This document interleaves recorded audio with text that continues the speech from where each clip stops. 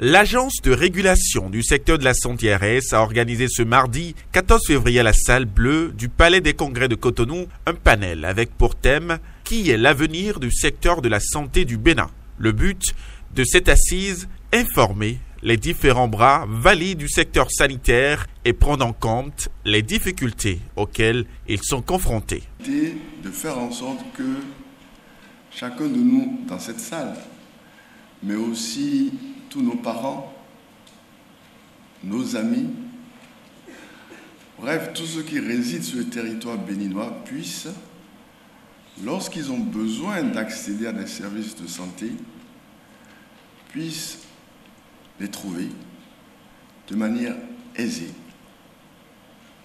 sans obstacle. Je dis bien sans obstacle. Et quand ils y vont, qu'ils y trouvent des soins de qualité.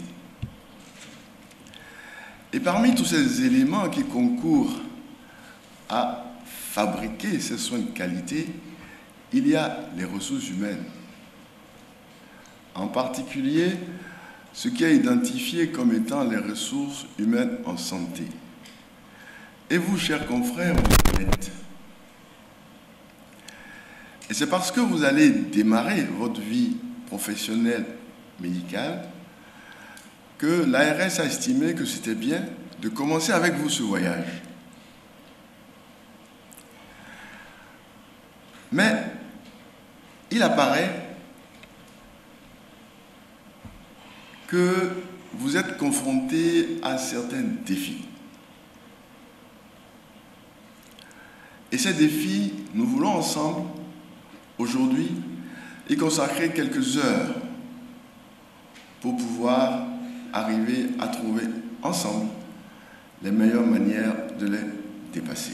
Présent, le ministre de la Santé, Benjamin Ronkpati, a au cours de ce panel annoncé un programme afin de réduire le manque de médecins spécialistes dans les zones enclavées. Aujourd'hui, le gouvernement a fait l'option en démarrant au regard des problèmes majeurs que nous avons en médecins spécialistes.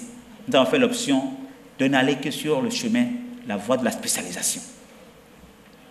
Les 200 qui seront recrutés cette année-ci, nous allons faire en sorte que dès le départ, nous avons nos besoins en spécialistes déjà.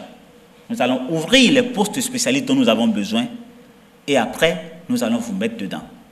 Je peux dire déjà que le travail préliminaire qui est fait, c'est que vous allez passer un test. Vous avez dit qu'il y a environ une centaine qui sortent de Cotonou, une centaine qui sortent de Parakou. D'accord, ça fait 200, on en veut, cette année on en veut 200, mais on va remonter sur les promotions passées également, une promotion en arrière, parce qu'il ne faut pas laisser, ça fait 2 ans qu'on en parle, il faut leur offrir cette chance également. On en veut 200, vous allez passer le test, on aura les 200, classés par ordre de mérite.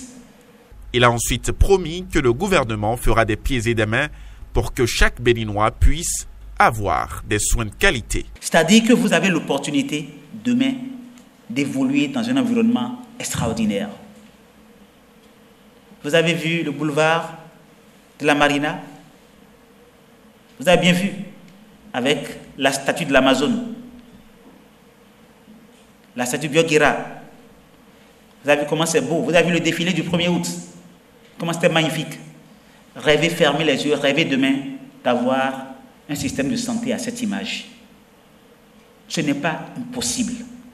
Mais ça ne peut pas se faire sans vous, sans nous tous. Et si vous partez, qui va le faire? Si vous partez, qui va le faire? Qui va soigner les vôtres? Qui va soigner vos parents? Vos pères et mères, ils ont fait des sacrifices pour vous envoyer faire des études médicales. Ainsi de suite, j'entends les très beaux discours que vous faites au moment de soutenance. Mais la meilleure manière de leur rendre cela, c'est de soigner les leurs demain, ici. Le gouvernement s'engage à créer les conditions qu'il faut. On n'a pas beaucoup de choses. Comme on dit, la plus belle femme du monde ne peut offrir que ce qu'elle a. Mais le gouvernement fait l'effort de faire en sorte que ça soit amélioré.